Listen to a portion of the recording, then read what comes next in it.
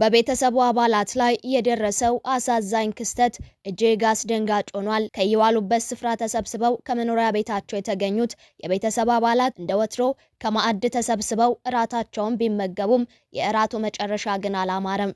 የተመገቡት ምግብ 7 የቤተሰብ አባላትን በጠቅላላ እንዲሞቱ ምክንያት ሆኗል። በደስታ ተሰብስበው የበሉት እራት መጥፊያቸው ሆኖ ተገኝቷል። ከቤተሰብ አባላት የተረፈችው እናት በሞትና በሕይወት መካከል ሆና በጽኑ ሕክምና ክፍል መሆኗም ተሰምቷል። ይህም ዜና ህዝቡን ያስደነገጠና ፖሊሶችን ግራ ያጋባ ሲሆን ከ6 ልጆች ጋር የሞቱት አባት ጉዳይ አሳዛኝ ሁኔታን ፈጥሯል። ለመሆኑ በቤተሰቡ ላይ የተፈጠረው ያልተጠበቀ ክስተት ምንድነው? 7ቱን የቤተሰብ አባላት የገደለው ምግብ ማን ሰራው? ፖሊስ ዘር ማጥፋት ሲል የገለጸውን ተግባር እንዴት ተፈጸመ? ምግቡን ያሰናዳችው እናት እንዴት በህይወት ተረፈች? የሚለውን በዝርዝር እነግራችኋለን። በሌላ መረጃ ደግሞ የዶክተሩ ገዳይ እንደተፈረደበት ተሰምቷል። ከ1 ዓመት በላይ የፈጀው የዶክተር አንዱዓለም ጉዳይ ገዳዩ የእስራት ቅጣት እንደተላለፈበት ተሰምቷል። ፍርድ ቤቱ ያስተላለፈው ውሳኔ ምንድነው? እንነግራችኋለን። ሰላም በያላችሁበት ለእናንተ ይሁን ውድ የሰርክቲዩብ ቤተሰቦች።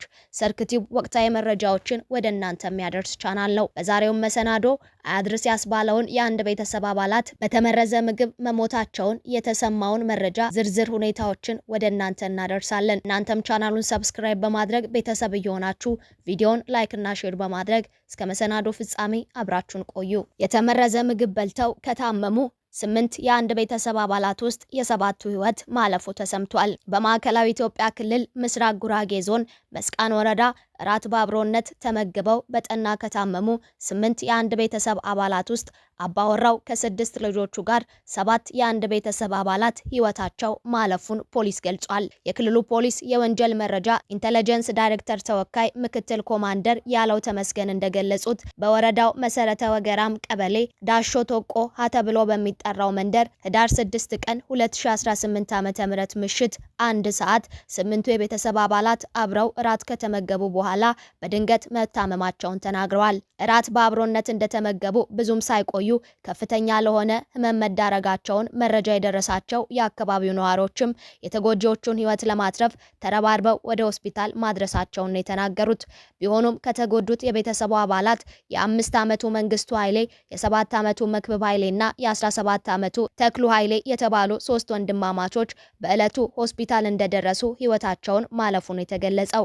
የተቀሩት ተጎጂዎች ህይወትም በህክምና ለማትረፍ ሐኪሞች ያልተቋረጠ ጥረት ቢያደርጉም የ17 ዓመቷ መቅደስ ኃይሌና የ15 ዓመቱ ገብሬ ኃይሌ የሁለቱ እህትና ወንድም ህይወት ህዳር 7 ቀን 2018 ዓ.ም አልፏል። ከተቀሩት ተጎጂዎች ደግሞ የ1 ዓመት ከ7 ወር ህፃን ሲሳይ ኃይሌ ህዳር 9 ቀን 2018 ዓ.ም ሲያልፍ የ6ቱ ሟች ልጆች አባት የሆነው አቶ ኃይሌ አበራ ህዳር 10 ቀን 2018 ዓ.ም ሌሊት በሰመመን ውስጥ ሆኖ ከእንቅልፉ ሳይነቃ ህይወቱ ማለፉ ተነግሯል። የባለቤቷንና የ6 ልጆቿን ህልፈት ለማወቅ ያልታደለችው ወይዘሮ ዳመነች ደንበል በምኒልክ ሆስፒታል በከፍተኛ የጥንቃቄ ክፍል ውስጥ ሆና በህክምና እየተረዳች መሆኑም ተነግሯል። እናት በዕለቱ ምግቡን ካሰናዳች በኋላ ወደ እናቷ ቤት ሄዳ በማደሯ ምክንያት ከተሰራው ምግብ እንዳልበላች የተነገረ ሲሆን ነገር ግን ወደ ቤቷ ስትመለስ ባለቤቷና ልጆቿ ታመው በመድረሳቸው እነሱን ስታስታምም ቆይታ በተከታታይ ዕለታት ሲሞቱባት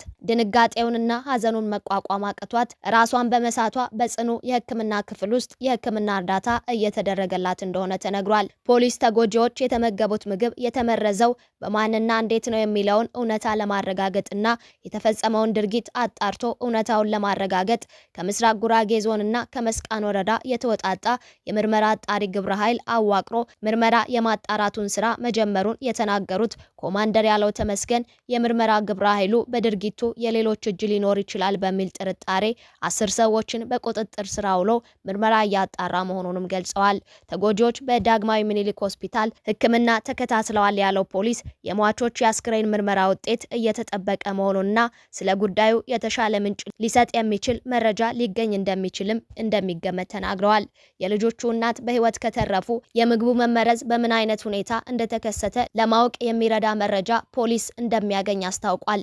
እናትየውም በህይወት ከተረፈች የተሻለ መረጃ እናገኛለን ብለን እናምናለን ያለው ፖሊስ በአዲስ አበባ ምኒልክ ሆስፒታል የተደረገው ምርመራ ውጤት እየተጠበቀ መሆኑም ተገልጿል።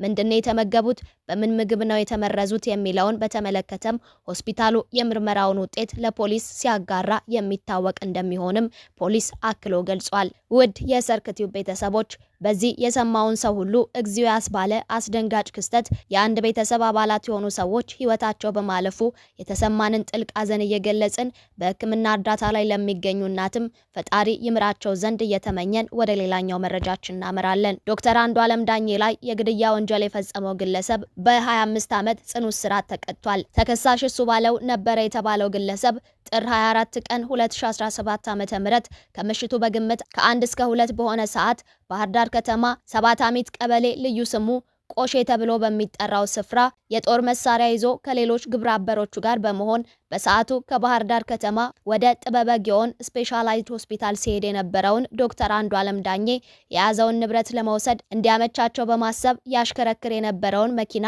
እንዲቆም ሲጠይቁት ፍቃደኛ ባለመሆኑ 2 ጥይት በመተኮስ ዶክተር አንዱዓለም ዳኜ ደረቱንና ክንዱን በመምታት ገድለውታል።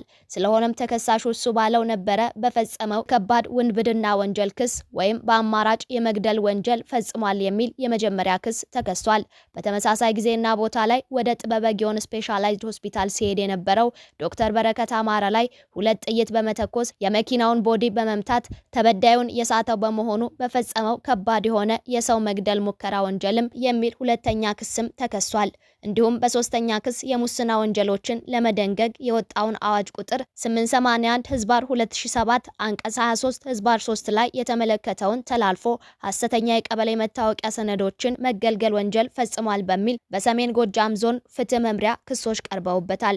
ተከሳሹም የቀረቡበትን ክሶች ክዶ የተከራከረ ቢሆንም ጉዳዩን ሲከታተል የቆየው የባህር ዳርና አካባቢዋ ከፍተኛ ፍርድ ቤት የአቃቢ ሕግን ማስረጃዎች በመስማት ተከሳሽ እንዲከላከል ብይን ሰጥቶ የመከላከያ ማስረጃዎችን ከሰማ በኋላ ተከሳሹ የቀረቡበትን ክሶች መከላከል ሳይችል ቀርቷል። በመሆኑም በአንደኛ ክስ ስር በወንጀል ሕግ አንቀጽ 671/2 ስር፣ በሁለተኛ ክስ በወንጀለኛ ሕግ አንቀጽ 27/1 እና 671/1 ሀ ስር እንዲሁም በሶስተኛ ክስ በወንጀለኛ ሕጉ አንቀጽ 378 ስር ድንጋጌዎችን በመቀየር የጥፋተኝነት ፍርድ ሰጥቷል። የቅጣት አስተያየቶችን በመመርመርም ተከሳሹ በአጠቃላይ በ25 ዓመት ጽኑ እስራት እንዲቀጣ በሙሉ ድምጽ ውሳኔ መስጠቱን የአማራ ክልል ጠቅላይ ፍርድ ቤት አስታውቋል። ውድ የሰርክ ቲዩብ ቤተሰቦች ለዛሬ ያሰናዳነውን ወቅታዊ መረጃ የያዘ መሰናዶ በዚያ በቃን። ዳግም በሌሎች ወቅታዊ መሰናዶች እስክንገናኝ በያላችሁበት ሰላም